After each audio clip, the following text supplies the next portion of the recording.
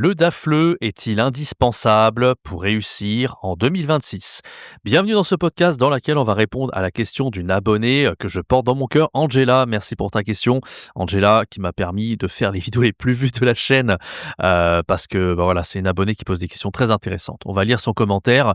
Vous posez certainement la question de est-ce que un diplôme de FLE tel que le DAFLE, c'est important et c'est indispensable aujourd'hui pour réussir comme prof de FLE, que ce soit en ligne ou même si vous voulez aller en présentiel dans le FLE, pourquoi pas.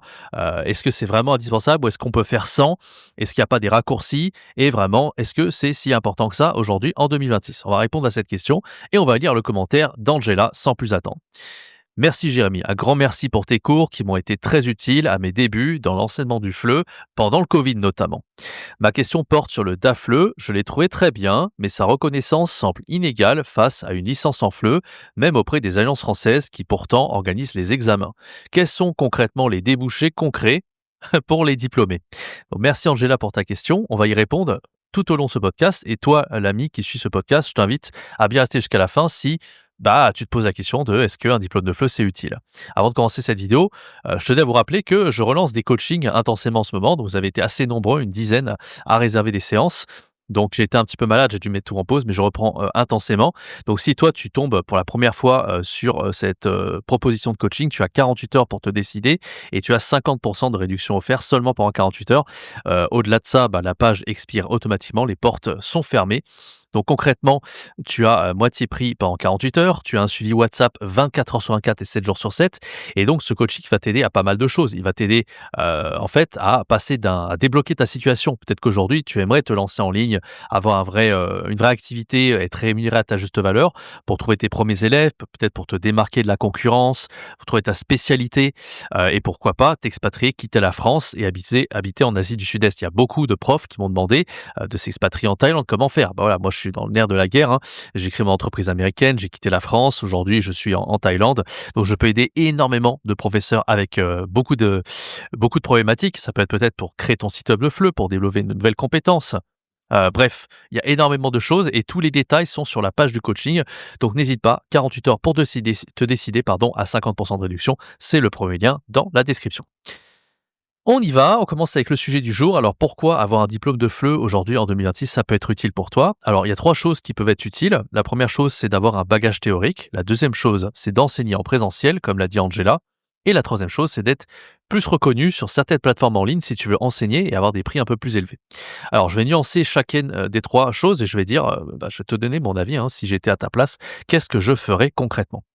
Le bagage théorique, est-ce que c'est utile d'avoir un bagage théorique quand on va enseigner le FLE, que ce soit en ligne ou en présentiel, mais surtout en ligne? C'est vraiment ça dont il est question. Parce qu'évidemment, c'est la question qu'on se pose, hein. On est sur une chaîne pour enseigner en ligne aujourd'hui. La plupart des profs qui se font coacher, c'est parce qu'ils veulent trouver leurs propres élèves, fixer leurs propres tarifs, avoir la liberté totale d'être indépendant et de plus dépendre de quoi que ce soit. Donc, on va répondre à cette question. Alors moi, ce que je pense, effectivement, la meilleure chose à faire, mais vous le savez depuis le début si vous regardez la chaîne, c'est que moi je pense qu'il faut se lancer sans plus attendre et faut toujours progresser par itération. Qu'est-ce que ça veut dire aujourd'hui?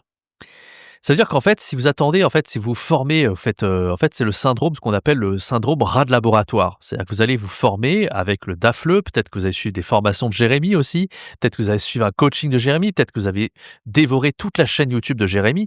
C'est cool tout ça, d'avoir toute cette théorie, d'avoir ce qu'on appelle le syndrome de l'architecte aussi, c'est-à-dire des plans bien définis, etc. Le problème, c'est qu'il faut aussi la partie artisan. En fait, et je ne sais pas si vous êtes familier avec le MBTI, moi j'adore le MBTI, c'est un test de personnalité, je vous invite à le faire, il y a un site qui s'appelle 16personnalités.com. Et vous savez, moi je suis un peu l'inverse, je suis un peu plus l'artisan, donc moi j'ai jamais eu de problème pour me lancer et expérimenter, me casser la gueule et ajuster au fur et à mesure. En vrai, c'est plutôt comme ça qu'il faut faire aujourd'hui. C'est-à-dire que si vous êtes trop architecte, vous allez vous former dans tous les sens, c'est bien, vous avez des idées, vous avez du bagage, vous partez pas de zéro une fois que vous avez toutes les connaissances théoriques, pratiques, mais si vous lancez jamais, à un moment donné, vous n'allez pas savoir en fait comment, par où commencer tout simplement. Et le problème en fait des études de FLE, c'est que c'est un gros danger. Moi, pour être honnête, hein, vous le savez très bien, 99% des gens qui ont fait le Master 1 FLE avec moi en 2016 ont arrêté le FLE après. Mais littéralement, au bout de 1 an, même pas, 99% des gens ont arrêté. Ils ont été, ils ont fait du FLE pendant très peu de temps. Moi, je suis un des rares qui est toujours dans le FLE après 10 ans. Posez-vous la question, comment c'est possible? J'ai commencé en 2015, aujourd'hui on est en 2025. Pourquoi? Parce que j'ai été l'artisan, j'ai expérimenté. j'ai été enseigné en présentiel avec ces diplômes-là, je me suis formé en Chine pendant 1 an et après j'ai fait de l'enseignement en ligne. Donc vraiment, j'ai vraiment une vraie, voilà, une vraie continuité en fait dans le FLE. Alors que la plupart des gens, pourquoi ils arrêtent? Bah, parce que déjà, il y a un décalage énorme entre la réalité du terrain et ce à quoi ils s'attendaient. Les études de FLE, c'est pas du tout comme être prof de FLE, devant les élèves. Quand vous êtes devant les élèves, bah, vous avez des difficultés auxquelles vous attendiez pas. C'est pas parce que vous voyez comment, globalement enseigner la phonétique et la grammaire dans les études de FLE que concrètement vous sauriez bien le faire devant une classe avec des groupes d'élèves. Donc, rien ne vaut la pratique aujourd'hui. Moi, ce que je conseille à tout le monde, c'est, bah, prenez un coaching si vous voulez avoir un plan d'action et gagner du temps et savoir vraiment comment passer à l'action. Mais c'est tout simplement, bah, de commencer, trouver vos élèves. Ça peut ne pas être sur une plateforme, hein, juste vous prenez un ou 2 amis à vous sur Facebook par exemple, vous donnez, des cours pendant 20-30 minutes, vous voyez si ça vous plaît. Si ça vous plaît, vous êtes déjà en mode: «Ah j'aime être prof, je sais que c'est fait pour moi». Vous faites pas l'erreur de 99 des gens qui ont fait un diplôme de FLE comme le DAFLE, le master FLE pour au final arrêter au bout d'1 an. Donc ça, c'est déjà une très bonne chose, d'accord? Après, si je peux me permettre, c'est pas pour me jeter une fleur, mais c'est vrai que la plupart des formations que j'ai proposées, hein, pendant des années, vous savez, j'ai créé plus de 25 formations, j'ai créé énormément de vidéos YouTube, vous savez, hein, ce que je propose, hein. Moi, j'ai toujours été dans le concret et je pense que mes formations sont beaucoup plus concrètes que ce qu'on apprend en études de FLE. J'ai même fait une formation sur la phonétique cette année, c'est beaucoup plus concret. C'est comment faire dans une situation donnée par rapport à un apprenant, par rapport à sa nationalité, les techniques concrètes pour enseigner la phonétique. C'est pas, voilà, ce qu'on apprend là, dans les études de FLE, c'était souvent des trucs pour, les doctorats et cetera. Enfin ouais, c'était pas du tout concret. Donc voilà.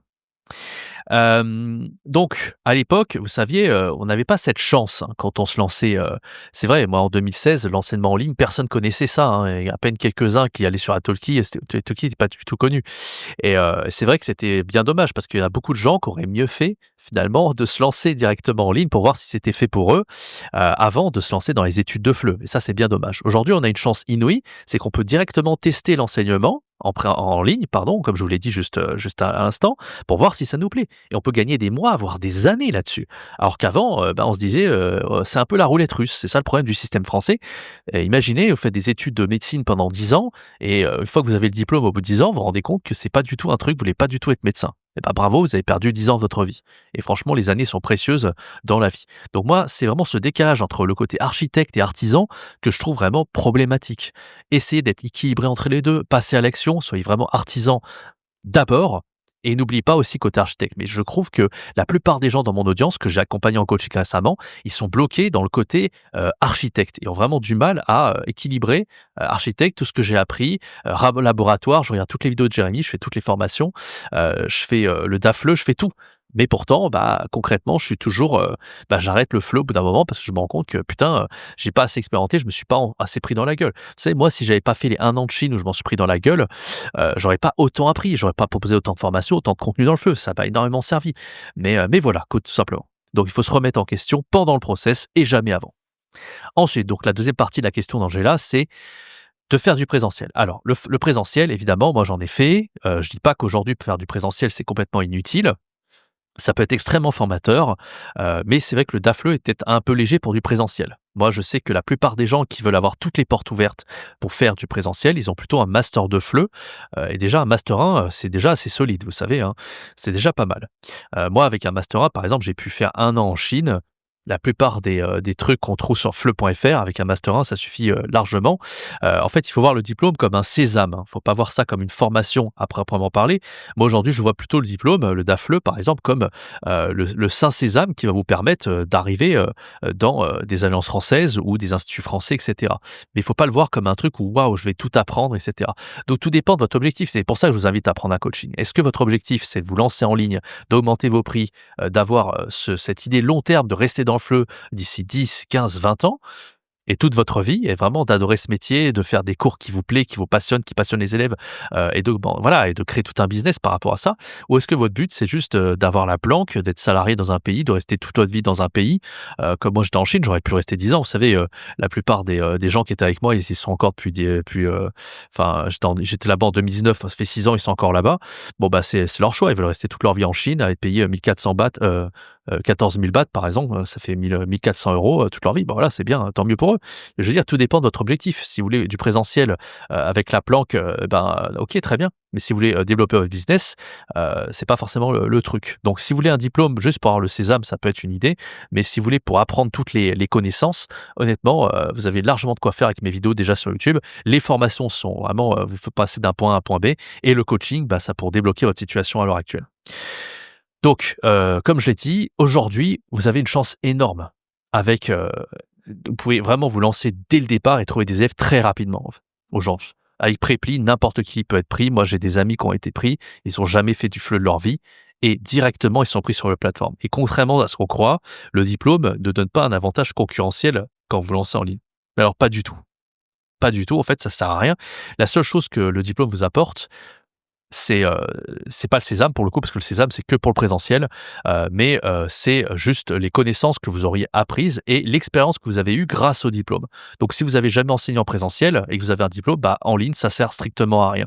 La seule chose à laquelle ça peut servir, on va voir dans un troisième point, c'est sur italki. Mais bon, donc en gros, si, vous vous lancez, sur, Preply par exemple, et que, vous voulez vraiment, réussir, le diplôme sert strictement à rien.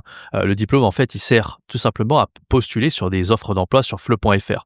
Donc, en général, on vous demande un master 1, un master 2 ou un DAFLE, et les meilleures offres d'emploi, j'avais fait une vidéo sur les offres d'emploi, n'hésitez pas à aller la voir, elle était extrêmement complète. Je vous disais selon moi quelles étaient les meilleures offres d'emploi et celles qui sont totalement à éviter. Et les meilleures encore aujourd'hui, ça reste en Chine, hein, je suis désolé, mais à Chengdu, c'était du 14 000 bahts, en 1 400 € avec le coût de la vie, c'est vraiment super intéressant. Il y a des offres d'emploi à Shanghai, par exemple, qui sont pas mal. Il y a l'enseignement aux enfants, qui sont encore mieux payés d'ailleurs, du 40-50 € l'heure. Enfin bref, s'il y a des offres d'emploi dans le FLE, les seules qui valent le coup, aujourd'hui, pour moi, ça reste en Chine. En plus, c'est là où c'est le plus formateur. Donc si vraiment vous voulez faire du présentiel, allez en Chine. Sinon, ça vaut pas le coup, tout simplement. Et très franchement, des fois, le master 2, pas besoin d'aller jusqu'au master 2, sauf si vous voulez faire un doctorat. Master 1 ou DAFLE, ça peut des fois suffire. Mais voilà, c'est vrai que le master, c'est quand même un peu plus solide que le DAFLE si vous voulez faire du présentiel. Maintenant, est-ce que ça sert d'avoir un diplôme de DAFLE, par exemple, en ligne? Alors, à un moment donné, c'est vrai que quand les gens voulaient se postuler sur italki à une époque, c'est vrai qu'il y avait 2 statuts sur italki. Il y avait le statut de tuteur et le statut de prof professionnel.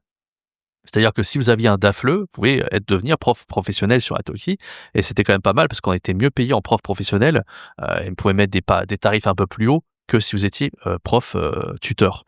Ça déjà, c'est pas très important en fait parce que c'est vrai que moi j'ai des amis qui ont jamais eu de diplôme de FLE et à force d'avoir fait leur prof sur italki, d'avoir donné pas mal de cours et d'avoir donné satisfaction, le jour où ils étaient vraiment bien installés sur italki, ils ont mis leur petit diplôme de langue, ou leur diplôme de je sais pas quoi et ils sont passés, prof professionnel du jour au lendemain. Donc en fait, on voit que le diplôme est pas si important que ça en ligne.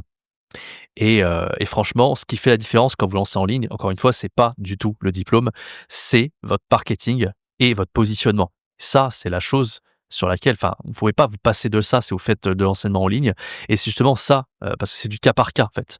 Le positionnement, c'est, dans la vidéo que je vous ai expliqué hier sur l'enseignement A0 à 1, c'est, le fait de trouver un problème douloureux, urgent et réaliste pour, les apprenants. C'est ça qui va faire la différence. C'est votre capacité à, trouver ce qui vous plaît à vous, ce qui plaît aux étudiants. C'est plusieurs choses comme ça aussi et c'est de suivre vraiment, une stratégie bien précise avec une vidéo, bien optimisée en marketing. C'est ça qui va vous faire décoller, et faire en sorte que, l'algorithme, par exemple, de Preply, va vous aider. Mais c'est pas le diplôme du tout. Donc si aujourd'hui vous avez envie de vous lancer depuis zéro, il y a un coaching personnalisé sur lequel je peux vous aider à trouver vos élèves avec un profil italki optimisé, à trouver votre positionnement. Ce sera peut-être l'enseignement A01, ça sera peut-être l'enseignement du FLE en chanson, peu importe en fait. Il faut vraiment qu'on discute ensemble pour que vous puissiez trouver vraiment le positionnement, qui vous ira. Donc on peut aborder tout ça en coaching, le fait de vous former en FLE, trouver des élèves et vous expatrier et c'est un peu la finalité aussi, de tout ça, c'est que je vous donne un plan d'action très concret à mettre en place avec aussi derrière le coaching WhatsApp 24 heures sur 24 et 7 jours sur 7. Donc vous avez, et tu as l'ami, si je te tutoie, je vous vois, peu importe, 50% de réduction sur le coaching pendant 48 heures si c'est la première fois que tu tombes dessus. N'hésite pas, c'est le premier lien dans la description. Merci Angela pour sa question, j'espère que j'aurais répondu. Enfin, en vrai, j'ai voulu ratisser plus large que simplement les offres d'emploi en présentiel, mais je vous ai dit globalement à quoi ça sert un diplôme. Bon, si je dois résumer, le diplôme, c'est vrai que c'est un peu le sésame et c'est le seul sésame pour le présentiel en réalité. C'est pas toujours le cas à 100 des cas, mais on va dire 90 des cas, c'est ce qui vous aide à avoir un boulot en présentiel, correct, on va dire à l'étranger. Mais honnêtement, si votre but, c'est de faire du très long terme sur le fleu et d'être épanoui dans votre métier, l'enseignement en ligne est indispensable et pour ça, il y a pas besoin d'un diplôme.